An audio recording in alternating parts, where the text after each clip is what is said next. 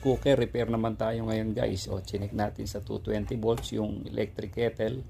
Okay, ngayon pag itong rice cooker ayaw sumindi. Alamin natin kung bakit. Tanggalin muna natin yung nasa ibabaw, tapos baliktarin natin.